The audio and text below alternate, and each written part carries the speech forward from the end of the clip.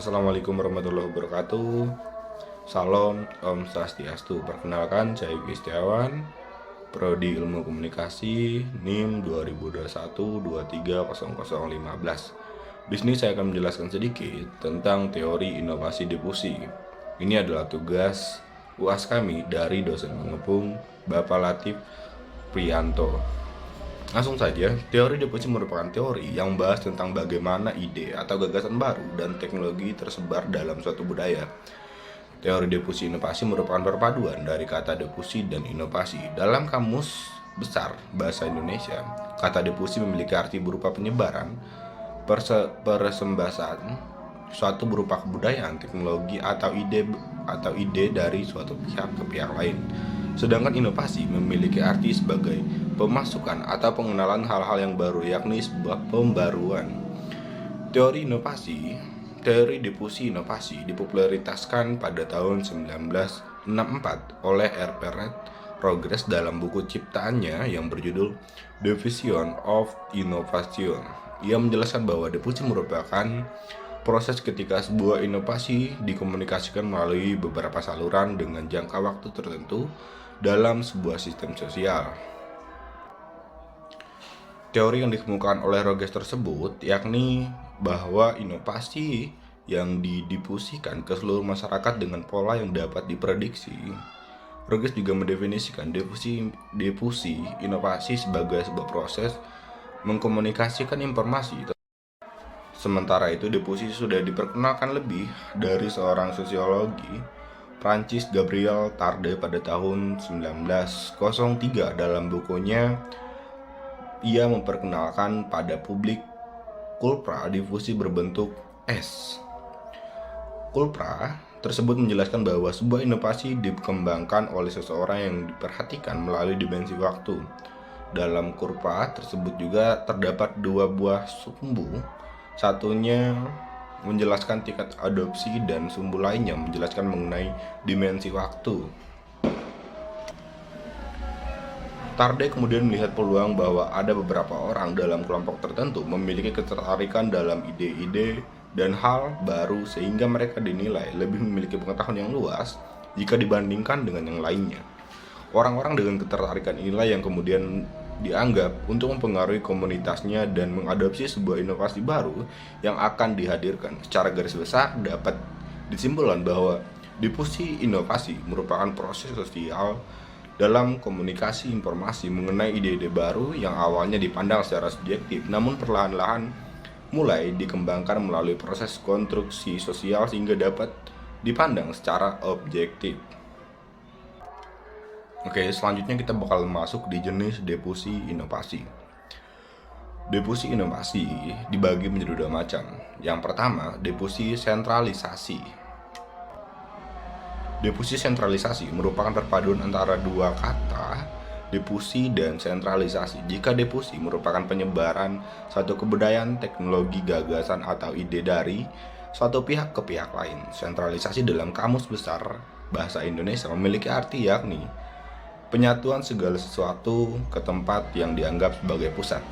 Secara umum, difusi sentralisasi merupakan segala sesuatu yang menyangkut kapan dimulainya sebuah inovasi, penilaian, sehingga saluran komunikasi yang digunakan terkait proses difusi yang dilakukan oleh seorang pimpinan.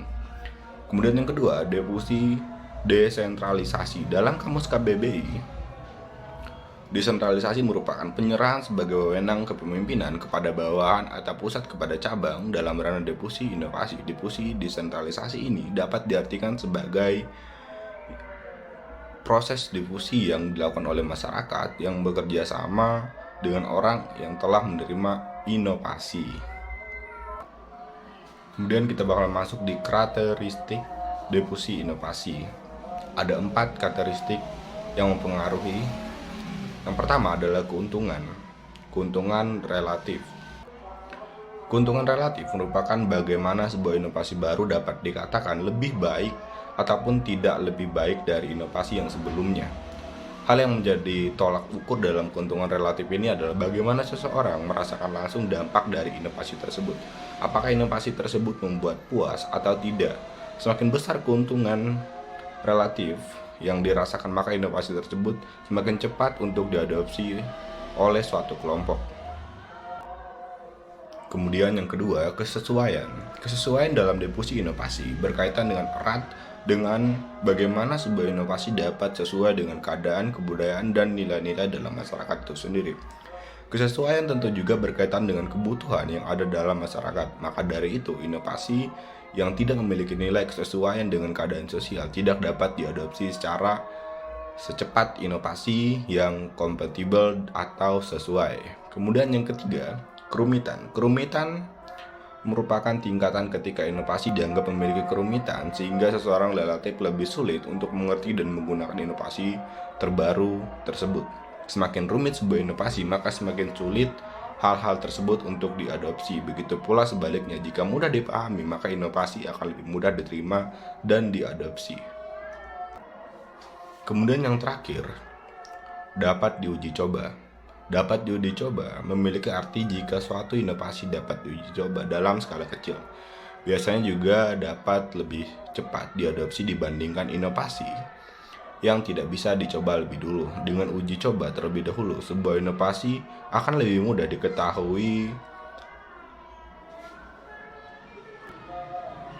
sesuai atau tidaknya. Para adopter juga tentu dapat lebih mudah mengetahui kelebihan dan kekurangan sebelum akhirnya mereka mengadopsi seluruhnya.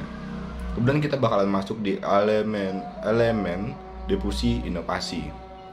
Rogers, sang ilmuwan yang mengungkapkan bahwa dalam proses diffusi inovasi terdapat 4 elemen pokok. Berikut 4 elemen pokok tersebut.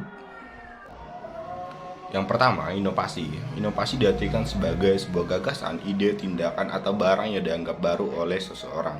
Dalam diffusi inovasi, sebuah inovasi dapat diartikan sebagai hal yang baru atas dasar bagaimana pandangan orang tersebut terhadap suatu gagasan yang baru. Sejalan dengan hal tersebut, kebaruan inovasi dapat dikatakan sebagai sebuah hal yang diukur secara subjektif, masing-masing individu menerimanya.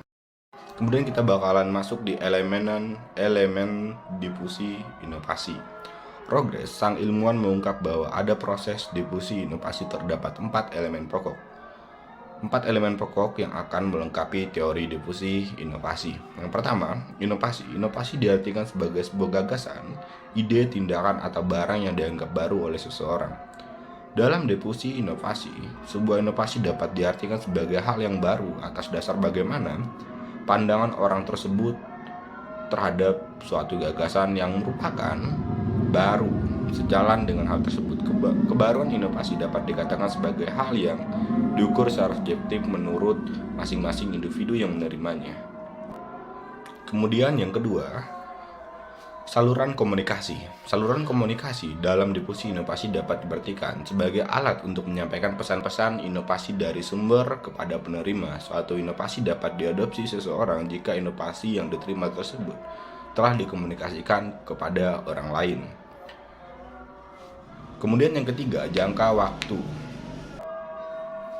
Jangka waktu dalam diffusi inovasi ini merupakan sebuah proses keputusan dari mulai seseorang mengetahui sampai memutuskan untuk menerima ataupun menolaknya. Jangka waktu merupakan hal yang paling berkaitan dalam terhadap suatu proses pengambilan keputusan keinovatifan. Seseorang dapat relatif lebih awal atau lebih lambat ketika menerima inovasi. Begitu pula jika ketika menghadapi sebuah inovasi sistem sosial. Kemudian kita masuk di poin 4, sistem sosial. Sistem sosial merupakan tata tingkah laku yang menyangkut hak dan kewajiban orang yang ditentukan oleh masyarakat bagi seorang penduduk yang menduduki posisi tertentu dalam lingkungan masyarakat. Sistem sosial merupakan hal yang sangat penting ketika kita memiliki maksud memecah masalah dalam mencapai tujuan bersama. Sistem sosial juga menjadi sasaran bagi sebuah inovasi. Mereka dapat menerima ataupun menolak sebuah inovasi tersebut. Kesimpulannya, kita dapat mengetahui lebih dalam mengenai apa yang dimaksud dengan teori diffusi inovasi, jenis karakteristiknya, tahap hingga manfaat dalam kehidupan bermasyarakat. Dengan adanya inovasi baru yang dibarengi pemahaman terhadap teori diffusi inovasi, diharapkan perkembangan dan penyebaran inovasi baru dapat bermanfaat dan dirasakan setiap kelompok masyarakat. Setiap individu dan kelompok masyarakat tentu jelas membutuhkan inovasi baru seiring berjalannya waktu dan perkembangan zaman. Inovasi baru tersebut tentu dibutuhkan karena setiap manusia membutuhkan inovasi baru dalam rangka mempermudah segala aktivitas berbagai aspek kehidupan. Mungkin itu saja yang dapat saya sampaikan, kurang dan lebihnya saya mohon maaf, dan kritikan, saran, masukan dari teman-teman akan saya terima kelola dengan baik. Terima kasih.